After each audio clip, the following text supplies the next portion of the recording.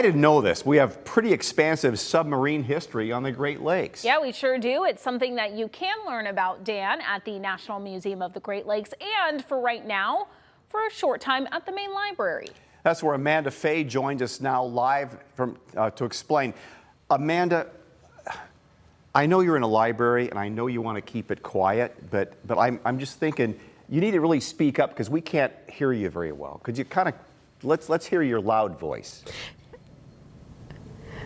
I know, Dan, I'm like, shh, don't talk so loud. I'm in the library, but you do need to hear this because this is really cool. This is a really cool exhibit that is at Main Library in downtown Toledo. I'm joined now by Carrie Stoughton with the National Museum of the Great Lakes. So we're kind of bringing a piece of the museum over in East Toledo into downtown. So tell me what we have here. So we have a small banner exhibit that we've put together about submarines and submarines on the Great Lakes, which is surprisingly a bit of history here. You know, starting from the first guy building a submarine here in 1842, all the way up to when we built 28 submarines in Manitowoc, Wisconsin for World War II.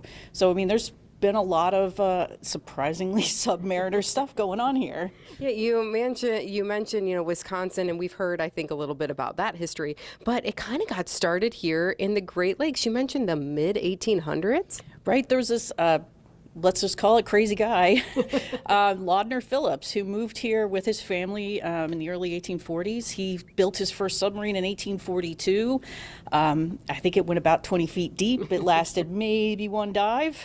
His second one was in the Chicago River, again, about one dive.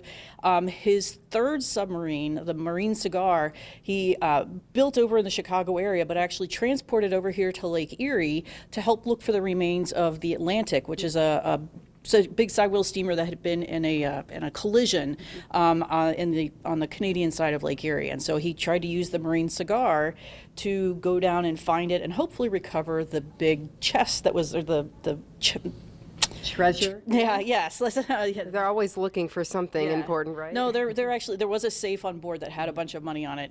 Unfortunately, he started going down. It took on some water. He came back up. He and his crew sent the submarine down by itself and couldn't raise it again. So the Marine Cigar is still out there somewhere, still looking for its treasure.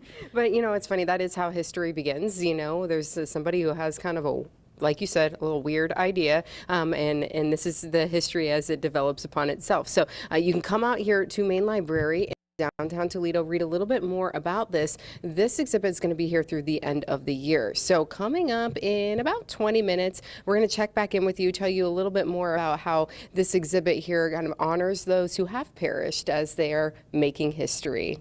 Dan and Kaylee. Amanda,